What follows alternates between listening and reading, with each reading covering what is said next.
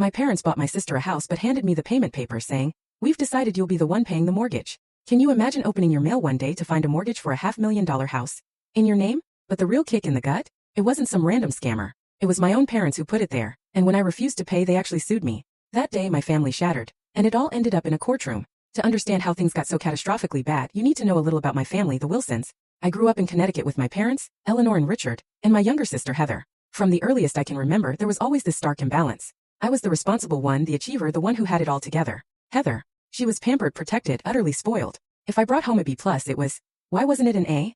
If Heather scraped by with a C, they'd celebrate, buy her a gift. To encourage her.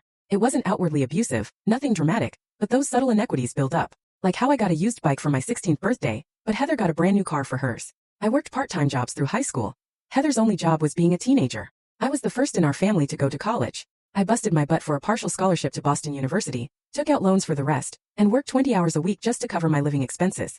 My parents contributed exactly $0, claiming they needed to save for Heather's future. Honestly, back then I didn't resent it. I was proud of my independence, my grit. Heather, though, she bounced through 3 different colleges over 5 years, never finishing a degree. My parents paid her full tuition, covered her apartment, gave her spending money, never once questioning when she dropped out to find herself. By the time she was 23, they'd sunk over $150,000 into her abandoned education, while I was still chipping away at my student loans.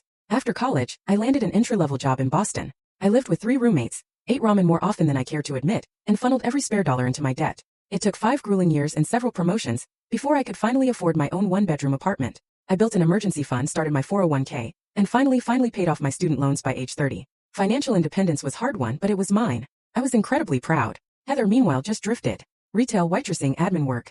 Never staying anywhere longer than a few months. She lived in my parents' basement rent-free until she was 27. When she eventually moved out, my parents co-signed her lease, paid her security deposit, and furnished her apartment as a housewarming gift. Throughout my 20s, these calls started. "Amber, you're good with money," my mom would say. "Surely you can spare a few hundred for Heather's car repair? She really needs it." Or my dad suggesting I treat Heather to a vacation, even if her birthday was months away. Each time, a mix of resentment and obligation twisted inside me. I'd usually give in, telling myself family helps family, but it was never just once. It became an unspoken expectation. Because I was doing well, I should subsidize Heather's lifestyle. Family gatherings turned tense in my 30s. I'd mention a promotion or a small investment, and my mother would immediately pivot to Heather's struggles, her rent, her credit card debt. The implication was always crystal clear.